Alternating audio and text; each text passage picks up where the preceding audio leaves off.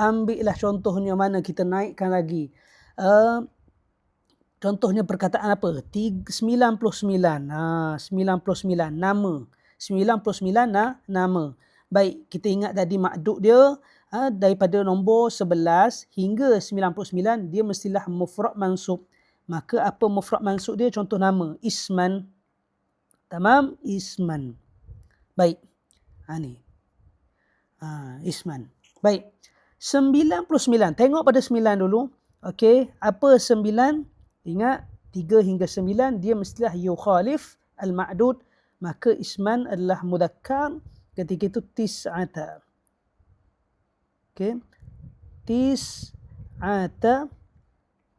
Kemudian 90. Ni macam mana? Wa tis'una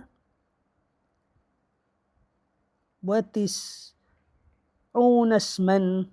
Ni kan ada dalam hadis Nabi SAW. 99. Jadi inilah kita kata al-adad wal ma'dud. Inilah yang disebut sebagai al-adad wal ma'dud. Okey. Kita tengok pula pada al-ma'dud. Baik, al-ma'dud bila mana 3 sehingga 10 dia mestilah jamak majrur. Bila 11 hingga 99 dia mestilah mufrad mansub. Okey. Kemudian perkataan mi'ah dia mestilah mufrad majrur, sama juga dengan perkataan alaf, dia mestilah mufrad majrur. Sebenarnya mudah je nak ingat. Jamak majrur dulu 3 hingga 10, kalau 1 hingga 2 ni ma'ruf lah, tidak ada masalah lah. 3 hingga 10. Kemudian 11 hingga 99 mufrad mansub. Kemudian apa yang perlu ingat? Mi'ah. Perkataan bukan nombor, bukan 100, tapi perkataan mi'ah mufrad majrur, perkataan alaf mufrad majrur. Baik. Macam mana kita nak tatbiq? Kita tengok. Sebab apa kita kata perkataan? Kita bagi contoh dululah. Perkataan mufrad majrur, contohnya dalam Al-Quran ada kan mi'atu amin. Kita nak kata 100 tahun. 100 tahun. Okey, 100 tahun. Ingat, kalau perkataan mi'ah, dia punya ma'dud dia adalah majrur mufrad, maka amin.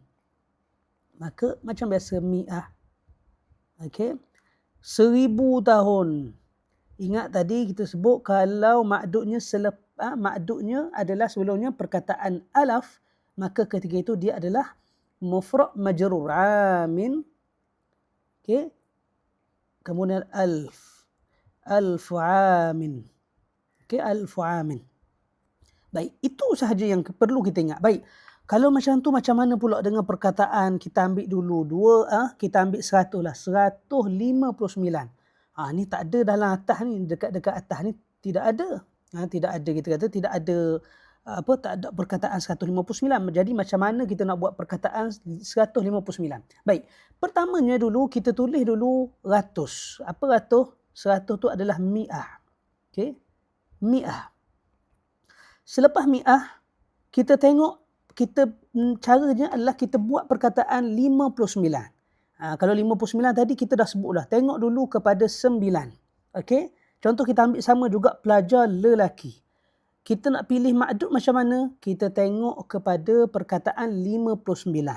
Jadi 59 dia punya formula dia adalah daripada 11 hingga 99 dia adalah mufrad mansub. Maka ketika itu mufrad mansub taliban. Okey, taliban. Okey, taliban. Okey, jadi mi'ah dah ada dah 100. Kemudian kita nak tulis dulu perkataan 9. Ingat perkataan 9 3 hingga 9 dia adalah yukhaliful ma'dud.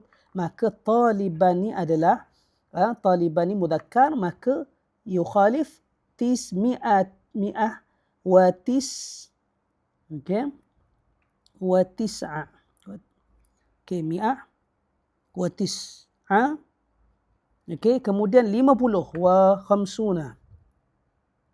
Wa khamsuna taliban.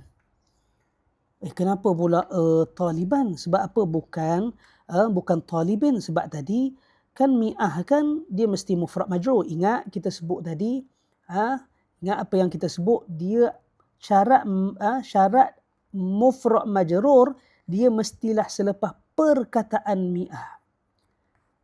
Perkataan mi'ah. Maka yang ni taliban, adakah sebelumnya perkataan mi'ah?